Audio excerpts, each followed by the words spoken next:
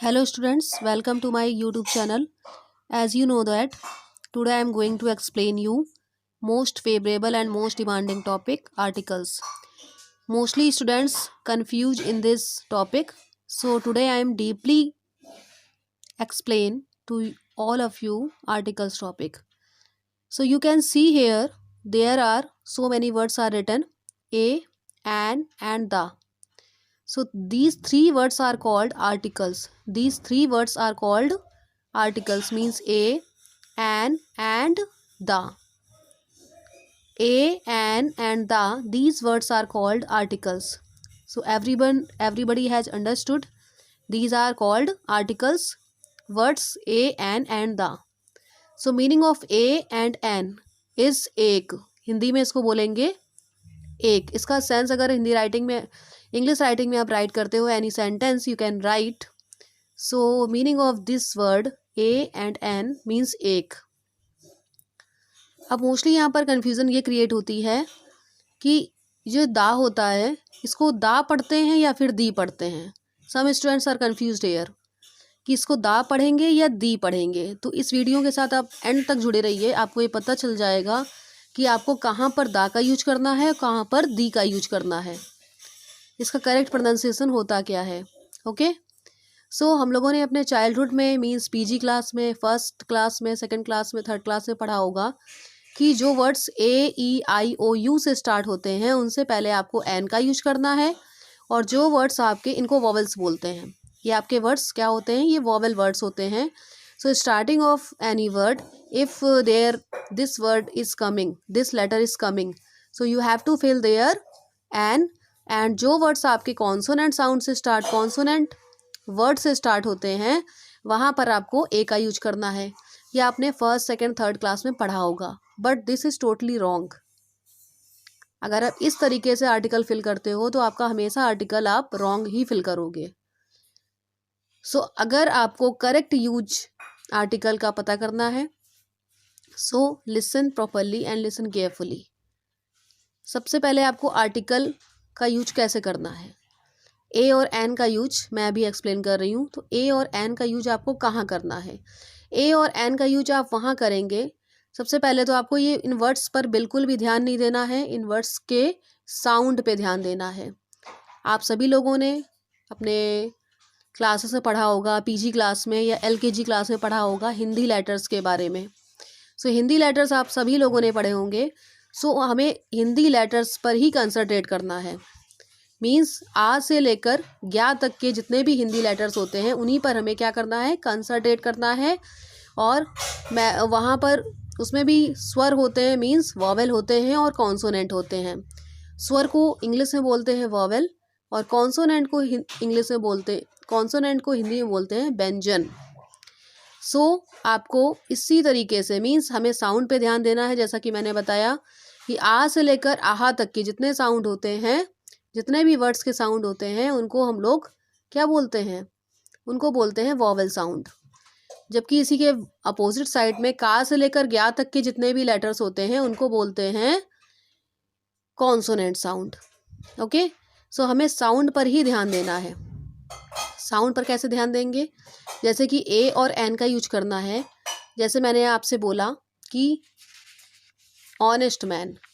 सो यहाँ पर साउंड हमारा क्या आ रहा है, यहाँ पर हमारा साउंड आ रहा है honest.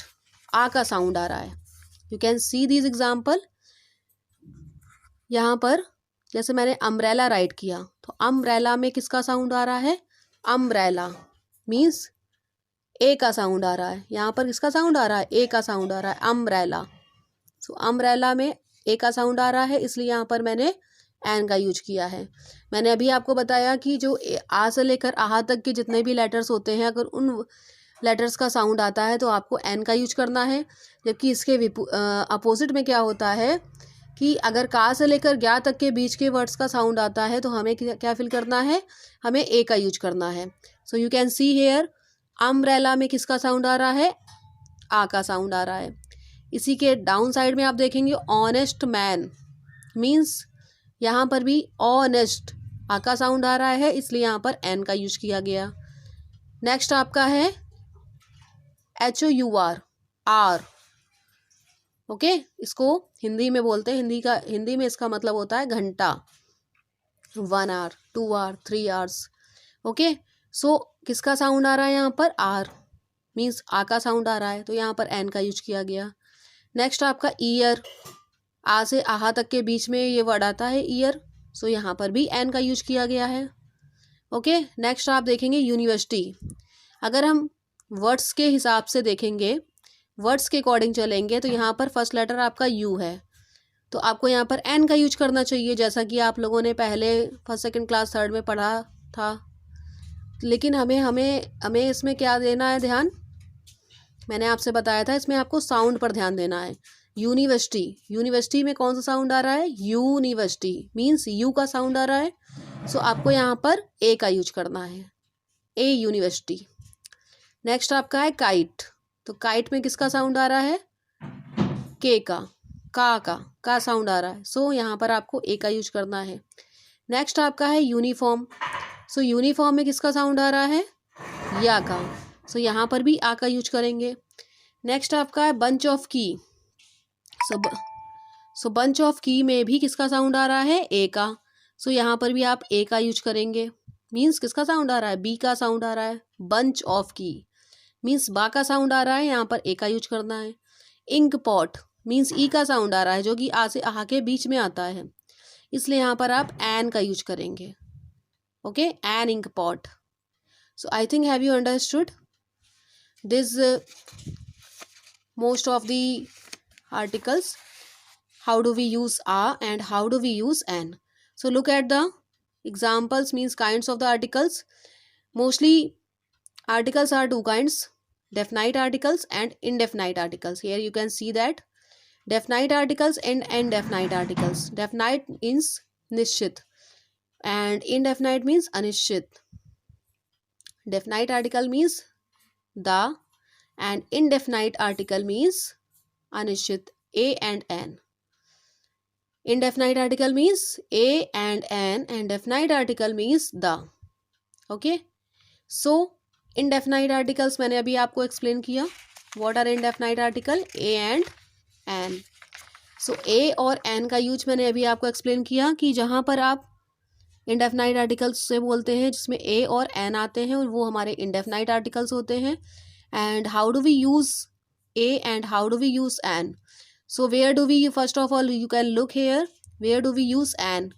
So all those words which sounds are vowel, जैसा कि मैंने अभी आपको explain किया, वो सारे words जिनका sound vowel sound आता है, जो सारे vowel sound से start होते हैं, before starting of those words we have to use a, an. Okay, we have to use an there. And next point you can see here, where do we use a? All those words with sound consonant, जिन words का sound consonant से start होता है उनसे पहले हमें ए का use करना है. You can see here examples, a travel company, a wooden table, a Chinese restaurant. Okay, इन सब सारे वर्ड्स का जो साउंड है वो कैसा आ रहा है? कॉन्सोनेंट साउंड आ रहा है. सो आपको इससे पहले ए का यूज करना है. I think have you understood this, where do we use a and where do we use an. So look at your next number example. Next number example your an, a and an you're finished. And next one example is yours the. सबसे पहले इसकी बात कर लेते हैं इसके pronunciation में कि आपको दा का पढ़ना है और दी का पढ़ना है. जैसा कि आपने अभी अभी कंसंट्रेट किया कि ए और एन का यूज कहाँ करना है, अब आपको कंसंट्रेट करना है कि आपको दा का यूज कहाँ करना है और दी का यूज कहाँ करना है. सेम कंडीशन है, जैसा कि आप देख सकते हैं कि दा का यूज मीन्स दा प्रोनाउंसिएशन आप तब करेंगे जब दा के बाद आपका वॉवेल साउंड आता है. ओके, दा के बाद आपका वॉवेल साउंड आता है. अभी ये कन्फ्यूजन क्लियर हो जाएगा आपका. जैसा कि आपने देखा यहाँ पर दोनों ही वर्ड्स लिखे हुए हैं, बट दोनों का प्रोनाउंसिएशन डिफरेंट है। सो आप यहाँ पर कंसिडर करेंगे, ये दा लिखा हुआ है और ये वॉवल साउंड है एंड। ओके, सो यहाँ पर आपका प्रोनाउंसिएशन दी एंड होगा। इसको हम लोग क्या पढ़ेंगे, दी एंड, क्योंकि यहाँ दा के बाद आपका वॉवल साउंड है। कौन सा साउंड है, वॉवल साउंड है। तो जब दा के बाद आपका वॉवल साउंड आता है तो आपका प्रोनाउंसिएशन दी होगा। और यही नेक्स्ट अपोजिट आपका, जब आपका कॉन्सोनेंट साउंड आता है, कॉन्सोनेंट, जैसे मैंने आपसे कहा big house. So big house में आप देखिए यहाँ पर आपका प्रोनाउंसिएशन चेंज हो जाएगा। यहाँ पर आप द बिग हाउस राइट करेंगे। Okay, the big house. So you can see here, यहाँ पर आपका प्रोनाउंसिएशन क्या होगा, द बिग हाउस, क्योंकि ये द के बाद आपका कॉन्सोनेंट है बी, बिग हाउस मीन्स बा साउंड आ रहा है। तो ये आपका क्या है, ये आपका कॉन्सोनेंट साउंड है। तो यहाँ पर आप दा पढ़ेंगे इसको।